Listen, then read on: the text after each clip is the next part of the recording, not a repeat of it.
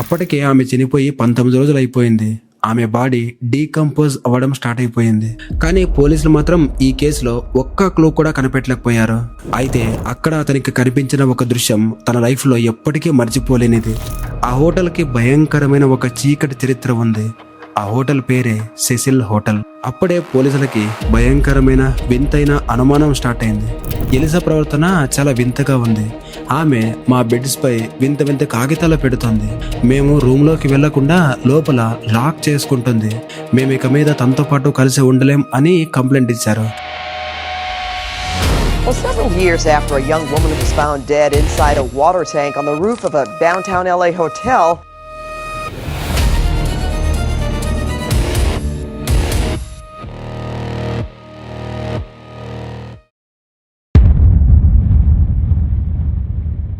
ప్రతి మనిషికి ఒక కోరిక ఉంటుంది.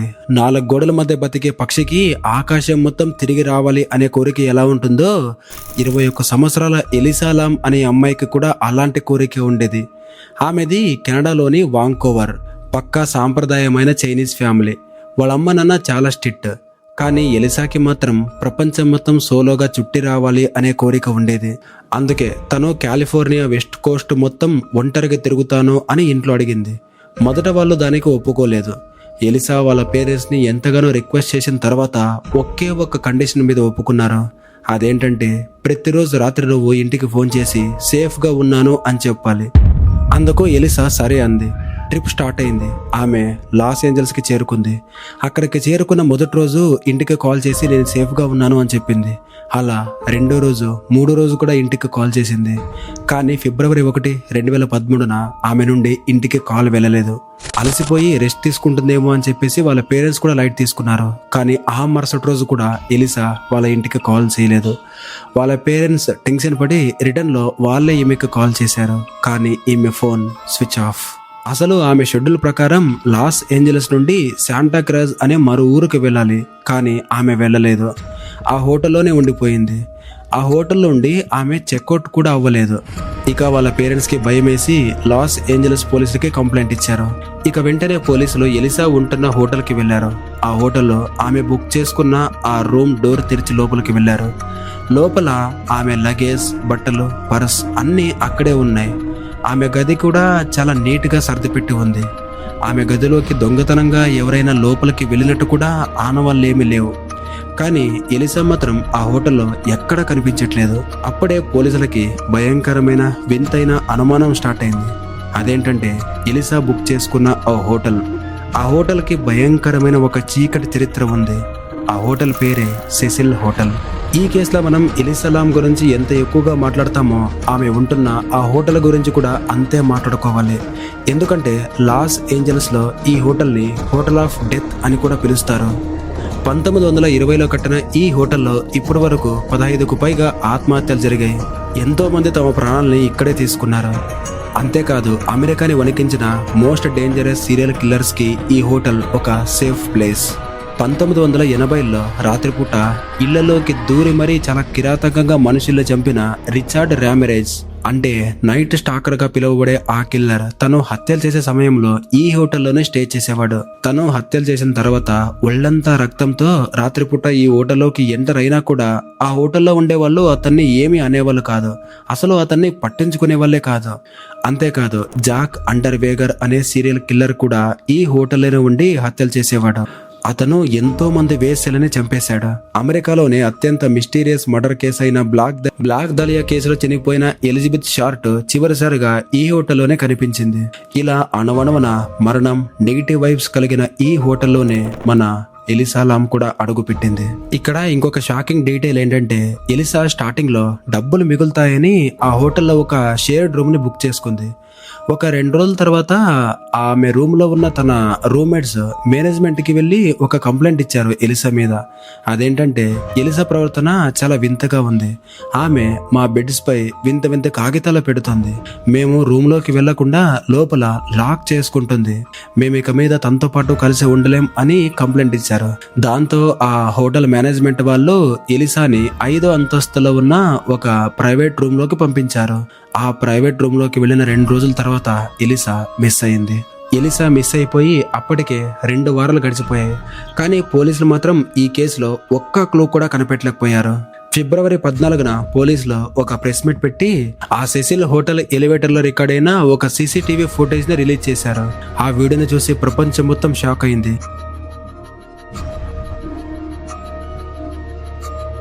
ఇదే వీడియో ఇంటర్నెట్లో చాలా వైరల్ అయింది. ఇది డార్క్ వెబ్ పని అని కొందరు, లేదు ఇది క్లియర్ కట్గా మర్డరే అని ఇంకొందరు, ఇలా చాలా థియరీస్ ఉన్నాయి. కానీ ఇక్కడ మనం గమనించాల్సిన ఒక పాయింట్ ఉంది. ఆ వీడియో మొత్తం 4 నిమిషాలు ఉంటే అందులో ఎలివేటర్ డోర్ దాదాపు 3 నిమిషాల పాటు ఓపెన్ అయ్యే ఉంది. ఎవరైనా ఒక బటన్ నొక్కినా లేదా దానంతటా అదే అయినా ఎలివేటర్ డోర్ మ్యాక్సిమం 10 సెకండ్లలో క్లోజ్ అవుతుంది. కానీ 3 నిమిషాల పాటు డోర్ ఎందుకు క్లోజ్ అవ్వలేదు? బయట ఎవరు నిలబడి సెన్సార్ని బ్లాక్ చేస్తూ ఎలిసాతో ఒక సైకలాజికల్ గేమ్ ఆడుకున్నారా? పైగా అంత పెద్ద హోటల్లో ఆమెని రికార్డ్ చేసిన ఒకే ఒక్క కెమెరా ఇదే అంటే మిగతా ఫుటేజ్ అంతా ప్లాన్ చేసి ముందే డిలీట్ చేశారా? పోలీసులు స్నిఫర్ డాగ్స్ ని తెప్పించి ఆ హోటల్లో అణువణువున వెతికించారు. ఆ కుక్కలు ఎలిసా వాసన పసిగట్టి ఒక కిటికీ దగ్గర వరకు వెళ్లి అక్కడ నుండి మళ్ళీ దారి తప్పి వెళ్లిపోయాయి. పాపం ఇక చేసేదేమీ లేక పోలీసులు ఎంక్వైరీ ఆపేశారు. ఈ వీడియో రిలీజ్ అయిన కొన్ని రోజుల తర్వాత ఆ హోటల్లో ఉంటున్న గెస్ట్ల నుండి కంప్లైంట్లు రావడం స్టార్ట్ అయ్యాయి. మేము స్నానం చేస్తుంటే షవర్లో నీళ్లు ప్రెషర్ రావడం లేదు, చాలా స్లోగా వస్తున్నాయి. కొన్ని రూమ్స్ లో అయితే ట్యాప్స్ ఆన్ చేసిన తర్వాత నీళ్లు స్టార్టింగ్ లో నల్లగా వచ్చి మళ్ళీ కొద్దిసేపటికి క్లియర్ అవుతున్నాయి. పైగా నీళ్లు తాగుతూ ఉంటే నీళ్లలో ఒక రకమైన స్వీట్ టేస్ట్ అలాగే కుళ్ళిపోయిన వాసన వస్తూ ఉంది అని కంప్లైంట్లు వచ్చాయి. దీంతో ప్రాబ్లం ఏంటో చూడమని ఫిబ్రవరి 19 ఉదయం శాంటియాంగో లోపేజ్ అనే ఒక వర్కర్ ని ఆ హోటల్ టెర్రస్ పైకి పంపించారు. టెర్రస్ పైన 1000 గ్యాలన్ల కెపాసిటీ ఉన్న 4 పెద్ద వాటర్ ట్యాంకర్లు ఉన్నాయి. అందులో ప్రాబ్లం ఉన్న ఒక ట్యాంకర్ దగ్గరకు వెళ్లి దానికి ఉన్న ఒక చిన్న మూతను తెరిచి లోపలికి తొంగి చూశాడు శాంటియాగో. అయితే అక్కడ అతనికి కనిపించిన ఒక దృశ్యం తన లైఫ్ లో ఎప్పటికీ మర్చిపోలేనిది. ఆ ట్యాంక్ లో ఉన్న వాటర్ లో ఎలిసాలాం డెడ్ బాడీ తేలుతూ ఉంది. ఆమె ఒంటి మీద నూలు పోగు కూడా లేదు. ఆమె న్యూడ్ గా ఉంది. గడియారం, రూమ్ కి అన్ని ఆమె డెడ్ బాడీ పక్కనే తేలుతూ ఉన్నాయి. అప్పటికే ఆమె చనిపోయి 19 రోజులు అయిపోయింది. ఆమె బాడీ డీకంపోజ్ అవ్వడం స్టార్ట్ అయిపోయింది. ఇదే విషయం వార్తల్లో రాగానే ఆ హోటల్లో ఉంటున్న గెస్టులందరూ భయంతో వాంతులు చేసుకున్నారు. ఎందుకంటే గత 19 రోజులుగా ఎలిసాలాం డెడ్ బాడీ ఉన్న ఆ వాటర్ ట్యాంకర్ లో ఉన్న నీళ్ళని వాళ్ళు ఇన్ని రోజులు తాగారు, స్నానం చేశారు, ముఖాలు కడుక్కున్నారు. ఆ నీళ్లకి వచ్చిన ఆ వింతైన స్వీట్ టేస్ట్, నల్లటి రంగు ఆమె కుళ్ళిపోయిన శరీరం నుండి వచ్చింది. ఒక హర్రర్ సినిమాలో కూడా ఇలాంటి భయంకరమైన సీన్ ఉండదు కదా. ఇక ఎలిసా బాడీ దొరికిన తర్వాత పోలీసులు ఆ బాడీని పోస్ట్ మార్టం కి తీసుకెళ్లారు. ఆ రిపోర్ట్స్ ప్రకారం ఆమె బాడీలో ఎలాంటి దాడి జరిగినట్లు ఆనవాళ్లు లేవు. అంతేకాదు ఆమెపై ఎలాంటి లైంగిక దాడి జరగలేదు అనే రిపోర్ట్స్ లో చాలా క్లియర్ గా ఉంది. ఇక పోలీసులు ఇదొక యాక్సిడెంటల్ డ్రౌనింగ్ అని చెప్పి కేసుని క్లోజ్ చేశారు. కానీ ప్రపంచం, ఇంటర్నెట్ జనాలు ఇది నమ్మడానికి సిద్ధంగా లేరు.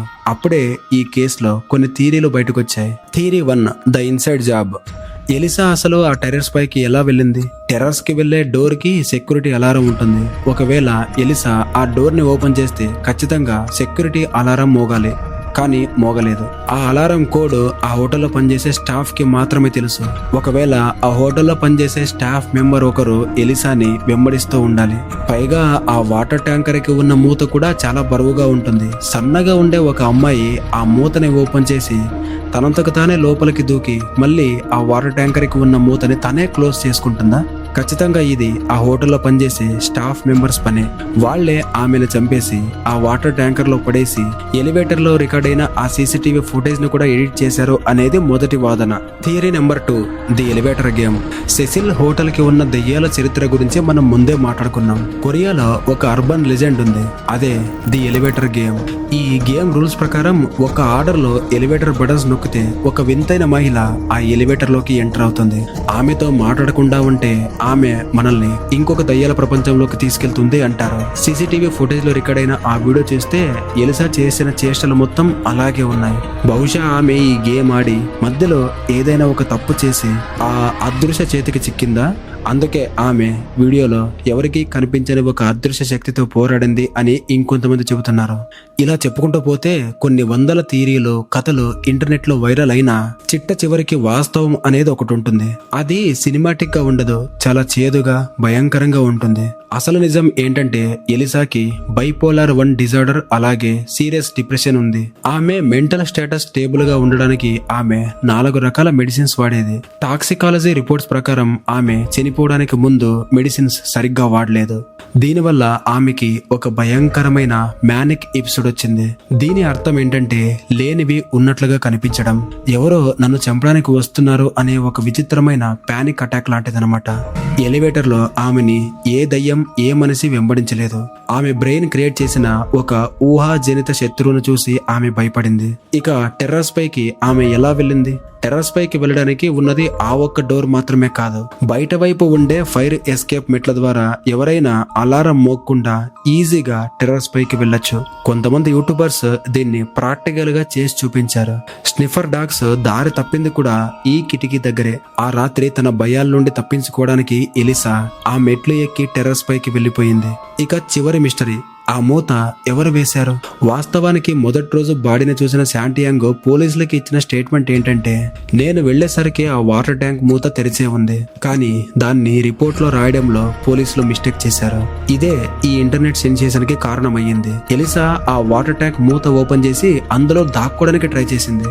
ఆ వాటర్ ట్యాంక్ లో నీళ్లు సగం వరకు మాత్రమే ఉన్నాయి. సో ఆమెకి బయటకు రావడానికి అసలు ఛాన్స్ లేదు.